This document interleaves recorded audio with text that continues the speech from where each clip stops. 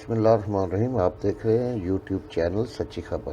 تو دوستوں، اس میں آپ کو جو ویڈیو دکھائی جاتی ہے اس میں ہمارا کسی سے کے ساتھ کوئی اختلاف نہیں، لیکن آپ کو یہ ضرور بتانے کے لیے کہ آپ اسے دیکھیں اور نہ صرف لائک کریں، شیئر کریں اور چینل کو سبسکرائب کریں، بلکہ آپ خود فیصلہ کریں کہ ان میں جھوٹا کون ہے اور سچا کون ہے.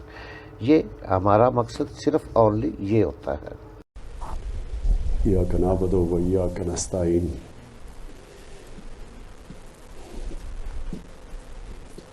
ڈاکٹر فرق نسیم، آپ کو، آپ کی ٹیم کو آج میں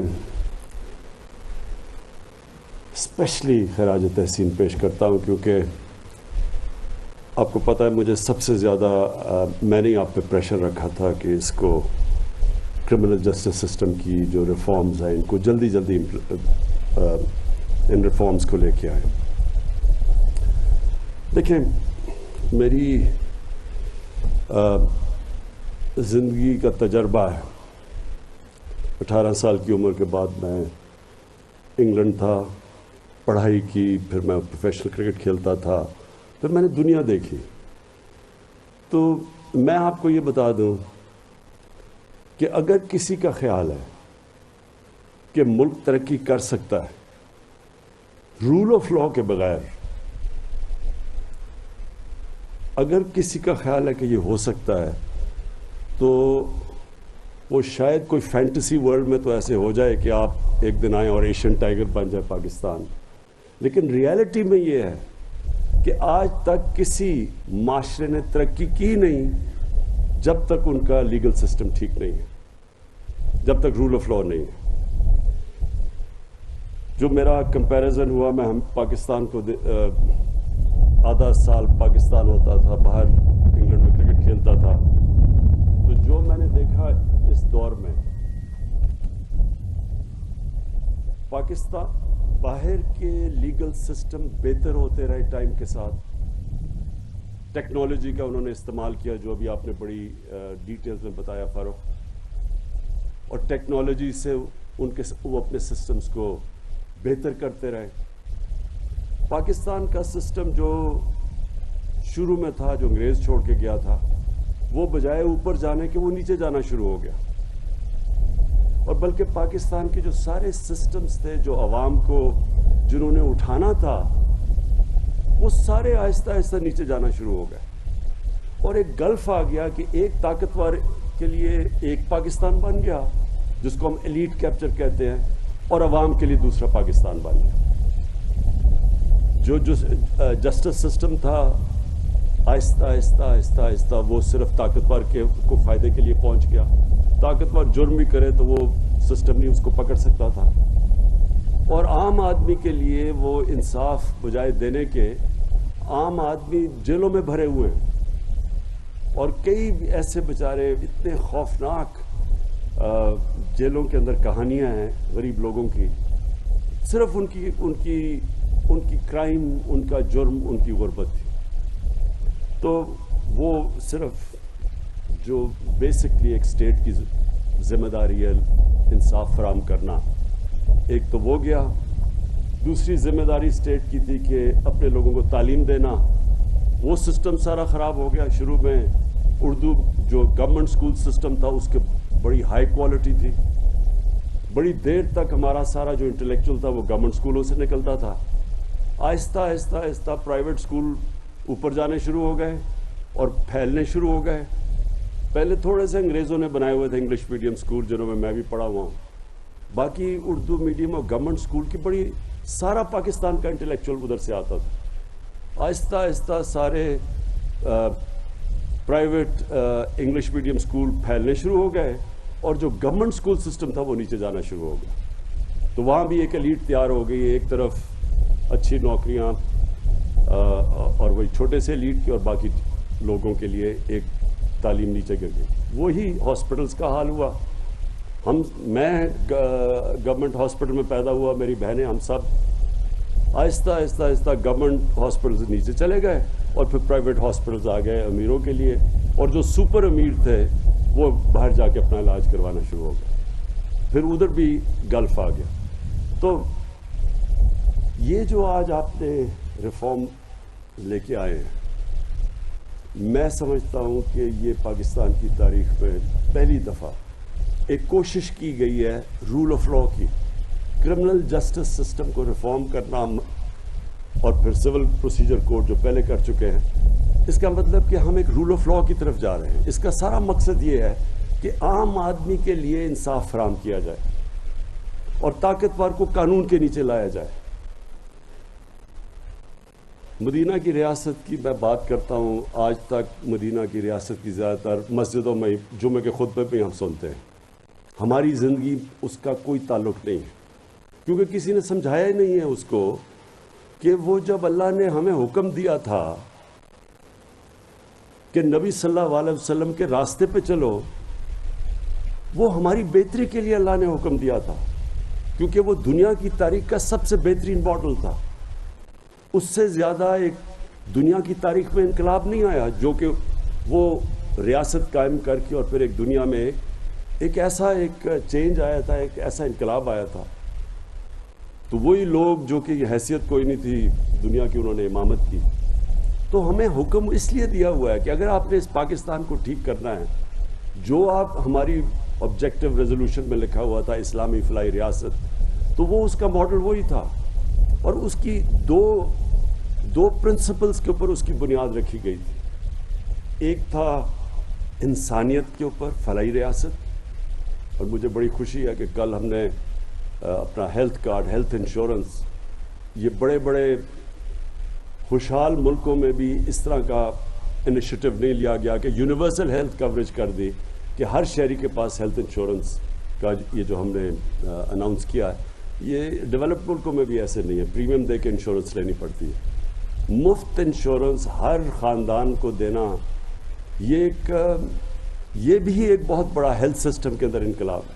اور فلاحی ریاست کی طرف ایک ہمارا بہت بڑا ہم قدم اٹھا چکے ہیں. لیکن یہ جو آج آپ نے کیا ہے، یہ ایک رول آف لا کے لیے بہت بڑا قدم اٹھایا. دیکھیں، مدینہ کی ریاست میں دو چیزیں پہلے آئی تھیں. 622 میں نبی صلی اللہ علیہ وسلم ہجرت کر کے مدینہ گئے، اور پہلے 5 سال بڑی مشکل سے امت مشکلوں کا سامنا کرنا پڑا، سروائیو کیا، کوئی خوشحالی نہیں تھی. لیکن ان 5 سالوں کے اندر دو چیزیں اسٹیبلش کر دی انہوں نے.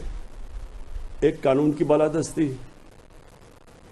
اور انہوں نے جب ان کی جو حدیث ہے کہ تمہارے سے پہلے بڑی قومیں تباہ ہوئیں، جب طاقتور چوری کرتا تھا تو اس کو سزا نہیں ملتی تھی، اور جب کمزور چوری کرتا تھا تو اس کو سزا دیتے، قوم تباہ ہو جاتی ہے.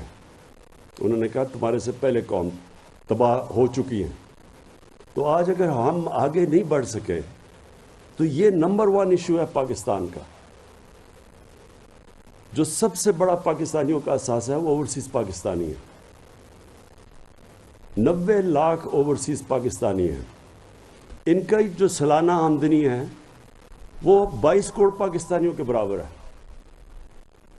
ان کے پاس پیسے بھی فورن ایکسچینج میں ڈالرز میں ہیں. ان کے پیسے جو ریمیٹنسز بھیجتے ہیں اس کے اوپر اس وقت پاکستان چل رہا ہے، ایکسپورٹس کے اوپر نہیں چل رہا. لیکن یہ انویسٹ نہیں کرتے پاکستان میں. کیوں نہیں انویسٹ کرتے؟ میرا سب سے زیادہ تعلق اوورسیز پاکستانی سے اس لیے رہا ہے کیونکہ میں خود اوورسیز پاکستانی رہ چکا ہوں. میں 6 مہینے تو باہر کمائی کرتا تھا 18-20 سالوں تک. تو میں تو جانتا ہوں کہ ان کا مسئلہ کیا ہے. وہ صرف پاکستان میں انویسٹمنٹ نہیں کرتے کہ یہاں رول آف لا نہیں ہے. ان کو اعتماد ہی نہیں ہے پاکستان کے انصاف کے نظام پہ. ان کو کانٹریکٹ انفورسمنٹ پہ کوئی اعتماد نہیں ہے. اور یہ سب سے بڑی رکاوٹ بنی ہوئی ہے ہمارے آگے بڑھنے. 22 کروڑ ہماری آبادی ہے، 90 لاکھ وہ باہر بیٹھے ہوئے ہیں. اور وہ جس وقت وہ اپنا یہاں انویسٹمنٹ لانی شروع کر دی پاکستان میں، جس میں ہر قسم کی نعمت اللہ نے دی ہے، جس وقت انہوں نے انویسٹمنٹ یہاں کرنا شروع کر دیا، ہمیں کوئی کسی کے پاس یہ ہاتھ پھیلا کے جانا نہیں پڑے گا. کبھی ہم IMF کے پاس جاتے ہیں، کبھی اپنے دوست ملکوں کے پاس جاتے ہیں کہ جی ہمیں قرضے دے دو. کیوں ہم کرتے ہیں؟ کیونکہ ہمارے سب سے بڑا مسئلہ یہ بنا ہوا ہے کہ کوئی کسی کو ہمارے رول آف لا کے اوپر اعتماد ہی نہیں ہے. یہ جو ریکو ڈک کا کیس ہوا، آپ سوچیں کہ اس سے کتنا پاکستان کو نقصان ہوا، کتنے، یعنی وہاں سے اگر وہ مائنز چل رہی ہوتی ریکو ڈک کی، کتنا فورن ایکسچینج آنا تھا پاکستان میں. بجائے فورن ایکسچینج آنے کے اوپر ہمارے اوپر فائن ہو گیا، $6 ارب کا فائن ہوا. اور وہ کیوں ہوا؟ کیونکہ انہوں نے یا تو کلوز یہ ہوتا نا کہ پاکستان میں کیس کا فیصلہ ہوگا جس طرح باہر ہوتا ہے. انگلینڈ میں تو آپ کو، انگلینڈ کی عدالتوں میں اگر آپ کو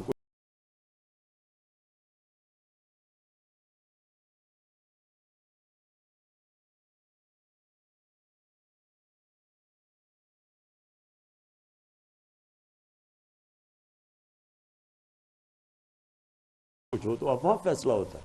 نہیں، انہوں نے کہا ہم آربیٹریشن انٹرنیشنل کریں گے. تو باہر کی جو، کیونکہ آربیٹریشن باہر تھی، انہوں نے ہمارے اوپر فائن کر دیا. تو اگر یہاں ہی ہمارا کیس ریزالو ہوتا، ہماری عدالتوں کے اوپر ہوتا، کیس بھی جلدی سے فیصلہ ہو جاتا، آئدر وے کیس کدھر بھی فیصلہ ہو جاتا، یا ہم فائن دے کے وہ کانیں شروع ہو جاتی چلنی، یا ان کے اگینسٹ جاتا، پھر بھی ہماری وہ مائنز چلنی شروع ہو جاتی. لیکن کیونکہ انٹرنیشنل آربیٹریشن تھی، کتنی بڑی قیمت. میں تو صرف آپ کو ایک چیز بتا رہا ہوں، کتنے اور کیسز ہیں باہر سے آتے صرف اس وجہ سے وہ بڑے بڑے انویسٹرز پاکستان میں نہیں آتے. تو یہ جو آج آپ نے کیا فروغ، میں اپنی جوڈیشری سے، اپنی وکلا کمیونٹی سے، اس لیے میں ان سے اپیل کروں گا کہ اس کو اب امپلیمنٹ آپ نے کرنا ہے.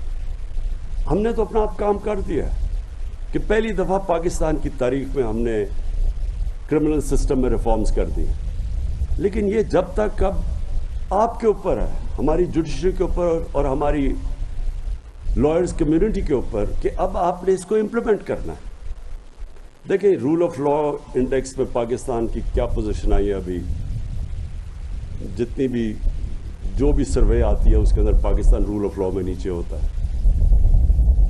آپ دنیا میں وہ ملک دیکھ لیں جو خوشحال ہیں، خوشحال ہو ہی نہیں سکتے جب تک وہ رول آف لا نہیں. سوئٹزرلینڈ دیکھ لیں، ابھی ورلڈ بینک کی سروے آئی ہے کہ رول آف لا انڈیکس کے اندر جو ملک سب سے اوپر ہے وہ سوئٹزرلینڈ ہے. لیکن 99% ان کو پوائنٹس ملے رول آف لا کے اندر. آپ اپنا یہ ناردرن ایریاز، یہاں سے سارا نارتھ پہ چلے جائیں. میں سوئٹزرلینڈ دیکھا ہوا ہے، میں نے آسٹریا دیکھا ہوا ہے، میں نے اپنا سارا ناردرن ایریاز دیکھا ہوا ہے. آپ یقین کریں کہ آپ مقابلہ ہی نہیں کر سکتے جو خوبصورتی اس ملک میں ہے. سوئٹزرلینڈ آدھا ہے ہمارے ناردرن ایریاز کا سائز سوئٹزرلینڈ کا، لیکن کیونکہ وہاں رول آف لا ہے. سوئٹزرلینڈ کے اندر صرف اپنی ٹورزم کے اوپر وہ $60 سے $80 ارب کماتے ہیں. $60 سے $80 ارب. ہمارا تو پتہ نہیں $100 ملین بھی نہیں آتا ہماری ایکسپورٹ یہ ٹورزم سے، یہ بھی نہیں آتا. تو یہ سوئٹزرلینڈ ایک آپ کے سامنے مثال ہے، ایک وہ ملک کیونکہ وہاں قانون کی بالادستی ہے، وہاں کوئی قبضہ گروپ نہیں آپ کو ملتا، وہاں کوئی کسی chief minister, x chief minister کے چپڑاسی کے اکاؤنٹ میں $4 ارب نہیں آ جاتا. وہ ہو ہی نہیں سکتا یہ چیزیں، وہ کوئی تصور ہی نہیں کر سکتا. یہ وہاں کوئی جا کے لنڈن بیٹھ کے اور اربوں روپے کی پراپرٹیز میں اور پھر اس کو پھول پھینک رہے ہیں لوگ، کیونکہ وہاں سارا سوسائٹی قانون کی بالادستی قائم کرتی ہے. سارا جو قوم ہے، آپ سوئٹزرلینڈ میں جا کے دیکھیں، آپ پبلک میں جائیں، آپ ایک کاغذ پھینکیں گے تو آپ کو آدمی کہے گا جی یہ آپ نے کیوں سڑک پر یہ گند پھینکا. وہ سارا معاشرہ اس کے اوپر ہے. ہمارے لیے یہ مثال ہے. اور یہی نبی صلی اللہ علیہ وسلم نے سب سے پہلے مدینہ کی ریاست میں قائم کیا تھا. سب قانون کے سامنے ایک برابر تھے. یہودی بھی کیس جیت دیتا خلیفہ وقت سے، کیونکہ قانون کے سامنے سب ایک برابر تھے. اور ہمارا سب سے بڑا المیہ یہ ہے، اور یہ سب سے زیادہ اس وقت جہاد ہے کہ ہم کسی طرح طاقتور کو قانون کے نیچے لے کے آئیں. اور یہ جو آپ نے کیا ہے، یہ پہلا سٹیپ ہے اس طرف. ٹیکنالوجی کا آپ نے استعمال کیا. میں جب کرکٹ کھیلتا تھا میں نے بڑی کیمپین کی کہ نیوٹرل امپائر ہونے چاہیے. تب اپنے اپنے امپائر ہوتے تھے تو نیوٹرل امپائرز ہونے چاہیے. مجھے بڑی 6 سال میں نے کیمپین کری, بڑی مخالفت ہوئی. اور پھر میں نے ساتھ ساتھ ٹیکنالوجی کی بات کی کہ استعمال کرو. اس کی بڑی میرے اوپر تنقید ہوئی. ہمارے زمانے میں کرکٹ میں عام لڑائیاں ہوتی تھی فیلڈ کے اوپر کہ جی چیٹنگ ہوئی ہے. آج ٹیکنالوجی آ گئی ہے, نیوٹرل امپائر ہیں, میچ ہوتا ہے, جو ہارا ہے وہ ہار تسلیم کر لیتا ہے, جو جیتتا ہے وہ مان جاتا ہے. جو ہم کوشش کر رہے ہیں الیکشن کمیشن میں ای وی ایم مشین سے, ہم بھی ٹیکنالوجی لے کے آنے کی کوشش کر رہے ہیں. لیکن یہ جو ٹیکنالوجی آپ جوڈیشل سسٹم میں لے کے آئیں گے, میں آپ کو سب سے زیادہ فائدہ اس کو ایک عام آدمی کو ہوگا. جو بیچارہ طاقتور ہے, بیچارہ میں کہہ رہا ہوں جو اس ملک میں طاقتور ڈاکو ہے, اس کو تو اس سسٹم نے بڑا فائدہ پہنچایا ہے. لیکن عام آدمی, اس کو ضرورت ہے ان ریفارمز کی. اور جیسے جیسے ہم پروٹیکشن دیتے رہیں گے اپنے لوگوں کو, اللہ کی برکت آئے گی اس ملک میں. ابن خلدون کہتا ہے میرا تجزیہ ہے, اور وہ بہت بڑا اسکالر تھا. اس نے کہا میرا تجزیہ ہے میری زندگی کا اور قرآن کو جتنا بھی میں نے مطالعہ کیا ہے, کہ اللہ نے انسان کو صرف زمین میں بھیجا ہی ایک وجہ سے ہے کہ اس کی زمین میں انصاف قائم کرو. تو معاشرے کے اندر جب تک انصاف نہیں ہوگا خوشحالی نہیں آئے گی, جو کہ مدینہ کی ریاست میں تھا. پہلے انصاف قائم کیا, پہلے انہوں نے فلاحی ریاست قائم کی وسائل کے باوجود, اور پھر وہ خوشحالی آئی جو کہ دنیا کی تاریخ میں کبھی بھی اس طرح کی چینج نہیں آیا ایک معاشرے کے اندر جو اس کے بعد آیا. تو اللہ کی برکت تب آتی ہے جب غریب آدمی جب ہسپتال میں جاتا ہے اور اس کی ایک اسٹیٹ ہیلتھ انشورنس پہ اس کا علاج ہوتا ہے, اس کی تکلیف ہوتی ہے, اس کی دعائیں نکلتی ہیں, وہ اللہ اس کی دعائیں سنتا ہے. جب ایک غریب آدمی کو انصاف ملتا ہے ایک طاقتور کے خلاف, اس کے گھر کے اوپر قبضہ ہو جاتا ہے یا اس کی زمین پہ, اور ریاست اس کی زمین چھڑواتی ہے, طاقتور کو سزا دیتی ہے, اس کی دعائیں نکلتی ہیں اس اسٹیٹ پہ. اللہ کی برکت آتی ہے اس معاشرے پہ جو کہ سوئٹزرلینڈ میں ہے. یاد رکھیں اللہ رب العالمین ہے, نبی صلی اللہ علیہ وسلم رحمت العالمین تھے, سب انسانوں کے لیے ان کا پیغام تھا. اس کا مطلب جو دنیا کا معاشرہ ان کے حکم پہ چلے گا وہ خوشحال ہو جائے گا, اس کو اللہ کی برکت آئے گی اس معاشرے پہ. تو اگر اسکینڈینیویا میں سب سے زیادہ ان کی سنت پہ لوگ چل رہے ہیں, یعنی وہاں انصاف بھی قائم کر رہے ہیں, انسانیت کا بھی نظام ہے, جانوروں کو وہ حقوق دے دیتے ہیں, انسانوں کو تو چھوڑیں, تو اللہ کی برکت آنی ہے وہاں. یہاں سے لوگ بڑے پیسے خرچ کے ادھر جائیں گے اسکینڈینیوین ملکوں میں, اور ان سے کبھی پوچھیں کیوں وہاں رہتے ہیں, ان کو یاد آتا ہے پاکستان, لیکن وہ آپ کو بتائیں گے کہ کس طرح کا وہاں کا انسانیت اور انصاف کا نظام ہے.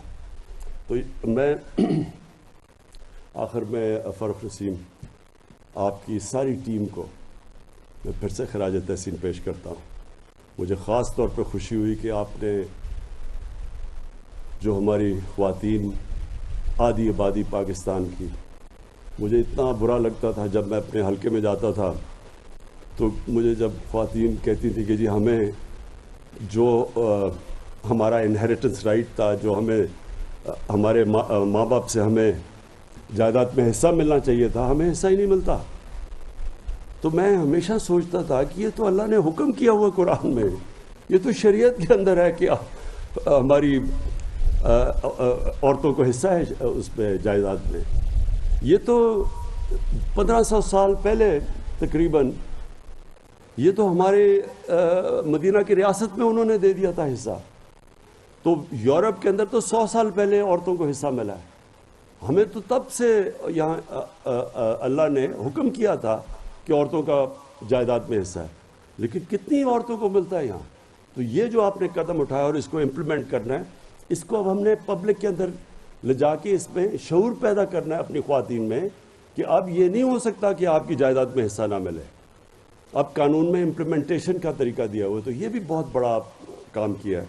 اور انشاءاللہ جس طرح آپ نے کہا کہ یہ پاکستان میں ایک ڈیفائننگ مومنٹ ہے, ہم نے یہ جو اب لا ریفارمز لے کے, اور مجھے پتہ ہے کہ اس کے اندر ہم اصلاحات کرتے جائیں گے, مشاورت ہوتی جائے گی, کیونکہ یہ کوئی جو ریفارمز ہیں وہ ایک ڈائنامک پروسیس ہے، وہ سارا وقت اجتہاد مشاورت سے ریفارم پروسیس چلتا رہے گا، لیکن آپ نے جو بنیاد رکھ دیا ہے، اور یہ واقعی جس طرح آپ نے کہا یہ ڈیفائننگ مومنٹ ہے پاکستان کا. پھر سے مبارک دیتا ہوں آپ کو.